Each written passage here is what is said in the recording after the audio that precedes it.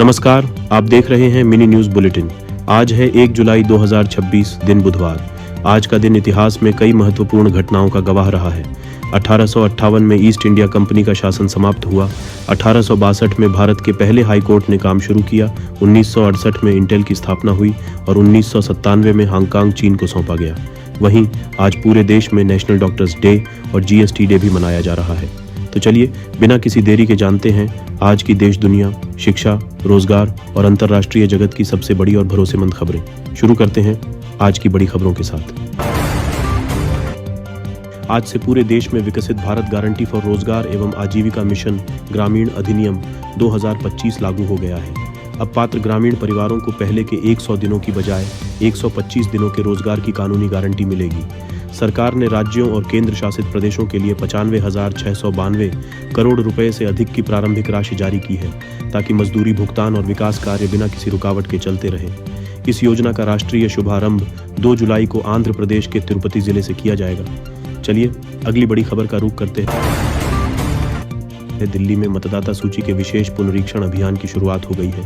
पहले ही दिन 7,600 से अधिक मतदाताओं के फॉर्म डिजिटल किए गए। मुख्यमंत्री रेखा गुप्ता ने स्वयं अपना फॉर्म भरते हुए लोगों से अपील की कि वे भी इस अभियान में भाग लें और लोकतंत्र को मजबूत बनाने में अपना योगदान दें।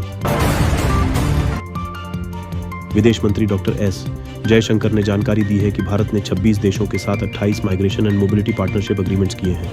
इन समझौतों का उद्देश्य विदेशों में रोजगार, शिक्षा और कानूनी आवागमन को आसान बनाना है। साथ ही उन्होंने अवैध प्रवासन और मानव तस्करी के खिलाफ सभी देशों से मिलकर काम करने की अपील भी की।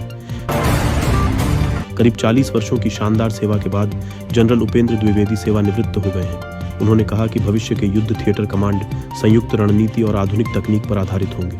इसी के साथ जनरल धीरज सेठ ने भारतीय सेना के 31वें सेना प्रमुख के रूप में पदभार संभाल लिया है। राष्ट्रीय रक्षा अकादमी के पूर्व छात्र जनरल धीरज सेठ को संचालन, रणनीति और सेना के आधुनिकीकरण का लंबा अनुभव है। प्रधानमंत्री नरेंद्र मोदी ने ईरान के राष्ट्रपति मसूद पेजेश्कियान से टेलीफोन पर बातचीत की। दोनों नेताओं के बीच पश्चिम एशिया की मौजूदा स्थिति पर चर्चा हुई। प्रधानमंत्री ने क्षेत्र में शांति बनाए रखने के प्रयासों का स्वागत करते हुए स्थायी शांति और स्थिरता के लिए संवाद जारी रखने पर जोर दिया। केंद्रीय एमएसएमई मंत्री जीतन राम मांझी ने लद्दाख का दौरा कर वहां चल रही एमएसएमई योजनाओं की समीक्षा की। उन्होंने स्थानीय उद्यमियों से मुलाकात की, पीएमईजीपी के तहत स्थापित इकाइयों का निरीक्षण किया और महिलाओं के कौशल प्रशिक्षण केंद्र का भी दौरा किया। सरकार का कहना है कि लद्दाख में स्वरोजगार और छोटे उद्योगों को और मजबूत किया जाएगा। भारतीय रेलवे ने पूर्वी रेलवे के अत्यधिक व्यस्त रूट के लिए 432 करोड़ रुपए की परियोजना को मंजूरी दी है। आसनसोल मंडल के 27 स्टेशनों पर पुराने रिले सिस्टम की जगह आधुनिक इलेक्ट्रॉनिक इंटरलॉकिंग सिस्टम लगाया जाएगा। इससे ट्रेनों की सुरक्षा, समय पालन और संचालन क्षमता में बड़ा सुधार होने की उम्मीद है। केंद्रीय कृषि मंत्री शिवराज सिंह चौहान अरुणाचल प्रदेश के ईटानगर पहुंचे। खराब मौसम के कारण हवाई सर्वे नहीं हो सका, लेकिन उन्होंने राहत शिविरों में जाकर लोगों से मुलाकात की।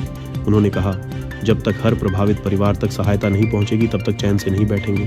तो ये थी देश की बड़ी खबरें। अब रुख करते हैं दुनिया की बड़ी खबरों का। अमेरिका के सुप्रीम कोर्ट ने पूर्व राष्ट्रपति डोनाल्ड ट्रंप के उस आदेश को खारिज कर दिया है जिसमें जन्म से मिलने वाली नागरिकता पर रोक लगाने की कोशिश की गई थी। अदालत ने स्पष्ट किया कि अमेरिकी संविधान का 14वां संशोधन अमेरिका में जन्म लेने वाले हर बच्चे को नागरिकता का अधिकार देता है, चाहे उसके माता पिता की कानूनी स्थिति कुछ भी हो। इस फैसले को ट्रंप के लिए बड़ा कानूनी झटका माना जा रहा है। पाकिस्तान के उप प्रधानमंत्री इशाक डार ने कहा है कि सिंधु जल संधि आज भी पूरी तरह वैध और लागू है। गौरतलब है कि पहलगाम आतंकी हमले के बाद भारत ने इस संधि को निलंबित करने का फैसला लिया था। अब पाकिस्तान लगातार इस मुद्दे पर अंतर्राष्ट्रीय समर्थन जुटाने की कोशिश कर रहा है। चीन की राजधानी बीजिंग में संस्कृत भाषा और सिद्धम लिपि पर आधारित एक विशेष प्रदर्शनी आयोजित की गई।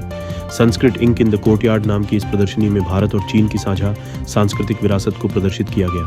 भारतीय दूतावास ने इसे दोनों देशों के सांस्कृतिक संबंधों को मजबूत करने वाला महत्वपूर्ण आयोजन बताया। मुंबई में जून महीने के दौरान 13,413 संपत्तियों का पंजीकरण हुआ है।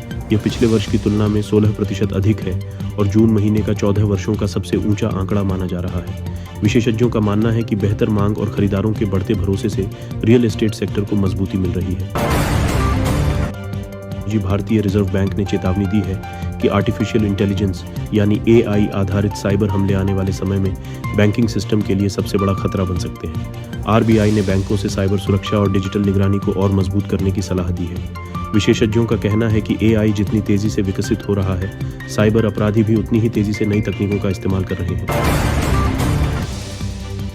GST के 9 साल पूरे आज 1 जुलाई को देश भर में GST डे मनाया जा रहा है। साल 2017 में लागू हुई वन नेशन वन टैक्स व्यवस्था को आज 9 वर्ष पूरे हो गए हैं। सरकार के अनुसार अब तक 17 टैक्स और 13 सेस को एकीकृत किया जा चुका है। GST से जुड़े करदाताओं की संख्या 66 लाख से बढ़कर 1 करोड़ 65 लाख से अधिक हो गई है, जबकि 2025 से 26 में GST संग्रह 22 लाख करोड़ रुपए से ऊपर पहुंच गया। 1 जुलाई सिर्फ GST डे ही नहीं बल्कि VBG RAM एक्ट लागू होने का भी दिन है।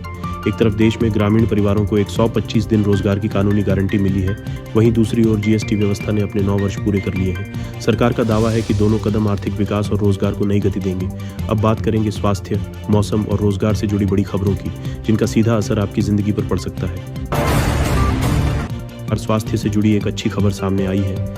नॉर्वे में 37,000 से अधिक परिवारों पर हुए एक बड़े अध्ययन में पाया गया है कि यदि शिशु को कम से कम 6 महीने तक स्तनपान कराया जाए तो बचपन में ADHD यानी ध्यान की कमी और अति सक्रियता के लक्षणों का खतरा कम हो सकता है। हालांकि शोधकर्ताओं ने यह भी कहा है कि यह एक संबंध दिखाता है, इसे अंतिम कारण नहीं माना जा सकता। फिर भी विशेषज्ञ नवजात शिशुओं के लिए स्तनपान को बेहद लाभकारी बताते हैं। गुरुग्राम स्थित फोर्टिस मेमोरियल रिसर्च इंस्टीट्यूट ने 2500 से अधिक बोन मैरो ट्रांसप्लांट सफलतापूर्वक पूरे करने का रिकॉर्ड बनाया है। अस्पताल के अनुसार इससे blood cancer, thalassemia, sickle cell रोग और कई दुर्लभ रक्त संबंधी बीमारियों के मरीजों को नई उम्मीद मिली है। उधर केंद्रीय स्वास्थ्य मंत्री JP नड्डा जल्द ही राष्ट्रीय एम्बुलेंस सेवा 2026 की नई ऑपरेशनल गाइडलाइन भी जारी करेंगे, जिससे आपातकालीन स्वास्थ्य सेवाओं को और बेहतर बनाने का लक्ष्य है। मौसम विभाग ने कई राज्यों के लिए भारी से अत्यधिक भारी बारिश की चेतावनी जारी की है। अगले कुछ दिनों में कोंकण, गोवा, मध्य महाराष्ट्र, पश्चिम बंगाल और सिक्किम के कई इलाकों में तेज बारिश की संभावना है। निचले इलाकों में रहने वाले लोगों को सतर्क रहने, अनावश्यक यात्रा से बचने और स्थानीय प्रशासन की सलाह का पालन करने की अपील की गई है। सरकारी नौकरी की तैयारी कर रहे युवाओं के लिए बड़ी खुशखबरी। रेलवे भर्ती बोर्ड ने 6,557 टेक्नीशियन पदों पर भर्ती का नोटिफिकेशन जारी कर दिया है। इनमें टेक्नीशियन ग्रेड 1 सिग्नल और टेक्नीशियन ग्रेड 3 के पद शामिल हैं। ऑनलाइन आवेदन 30 जून से शुरू हो चुके हैं और 29 जुलाई 2026 तक किए जा सकते हैं। बैंक ऑफ इंडिया में 696 पदों पर भर्ती। बैंक ऑफ इंडिया ने 696 क्रेडिट ऑफिसर MMGS 2 पदों पर आवेदन मांगे हैं। इच्छुक उम्मीदवार 20 जुलाई 2026 तक ऑनलाइन आवेदन कर सकते हैं। फिलहाल के लिए बस इतना ही। यदि आपको हमारा यह बुलेटिन पसंद आया हो तो वीडियो को लाइक करें, अपने दोस्तों के साथ शेयर करें और हमारे चैनल मिनी न्यूज़ बुलेटिन को सब्सक्राइब करना ना भूलें। धन्यवाद, नमस्कार, जय हिंद।